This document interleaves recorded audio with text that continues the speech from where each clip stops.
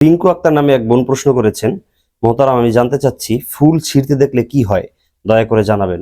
খুব গুরুত্বপূর্ণ একটি বিষয় যে যদি কেউ স্বপ্ন দেখে যে সে ফুল ছিঁড়ছে তাহলে সেটা কি আসলে ভালো না খারাপ।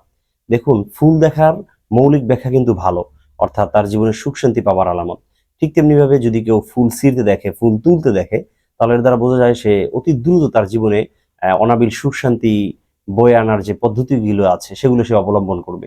একটু বুঝিয়ে বলি আপনাদেরকে। মনে করেন একটা মানুষ ফুল ছিঁড়তে দেখেছে, এর অর্থ হলো যদি সে ব্যবসায়ী হয় তাহলে অতি দ্রুত ব্যবসায় লাভবান হবে। যদি সে চাকরিজীবী হয় তাহলে অতি দ্রুত তার পদোন্নতি হবে, প্রমোশন পাবে। যদি সে একজন স্টুডেন্ট হয় ভালো ফলাফল পাবে। এইভাবে প্রত্যেকটা মানুষ যার যার সেক্টর থেকে সে তার জীবনে পদোন্নতির মাধ্যমে, তার জীবনে ব্যবসায় লাভবান হওয়ার মাধ্যমে, অর্থনৈতিক উন্নতি সাধনের মাধ্যমে যে কোনোভাবে সে সুখ শান্তি পেতে চলছে এমনটাই বোঝা যায়। তাহলে কিন্তু ফুল ছিঁড়তে দেখা এটা খারাপ কিছু না, এটা অত্যন্ত ভালো একটি দিক। দর্শক, আল্লাহ তাআলা আমাদের সবাইকে এ ধরনের ভালো স্বপ্ন দেখার তৌফিক দান করুন।